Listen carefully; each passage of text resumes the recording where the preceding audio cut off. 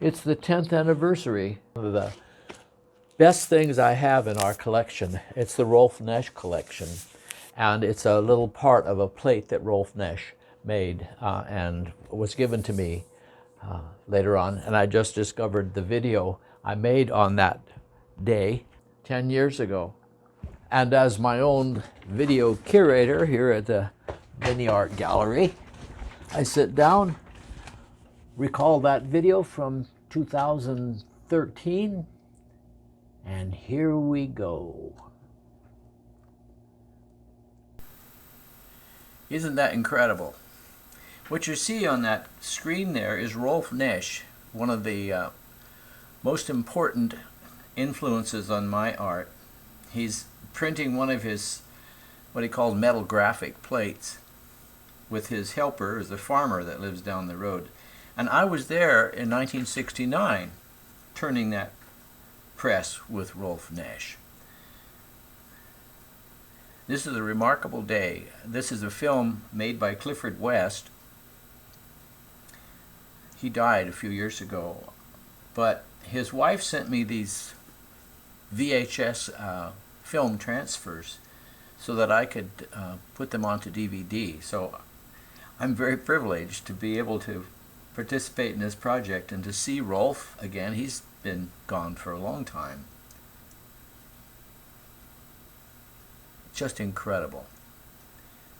It's over an hour's worth of film that Bente Torjusen sent me from her art center in New Hampshire. Now he's pulling that proof. Just an incredible collection. I just had to make a little documentary of this.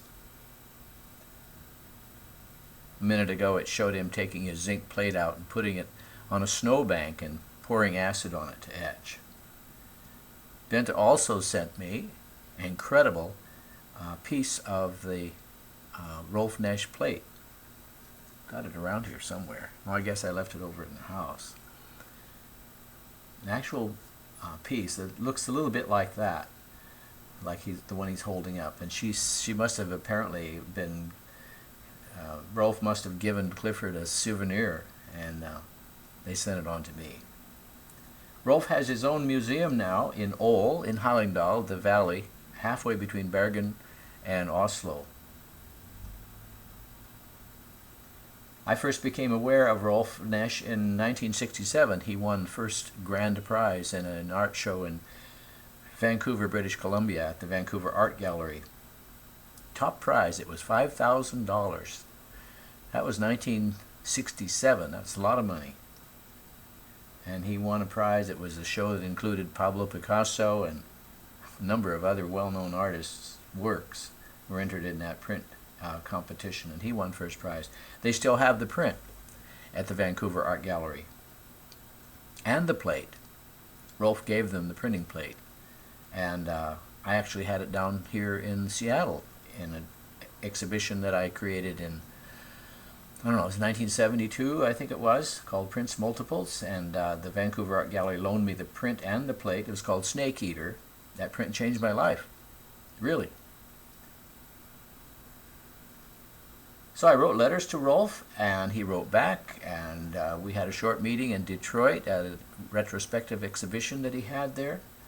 And he and his wife decided that I was an okay guy, and they had me come over in April of 1969. I went there with Lynda, my wife, and I could only stay a couple of weeks, but in those 2 weeks he showed me how to make his metal graphic prints, and I printed about 10 of them, I think. I still have them, and I still have the plate.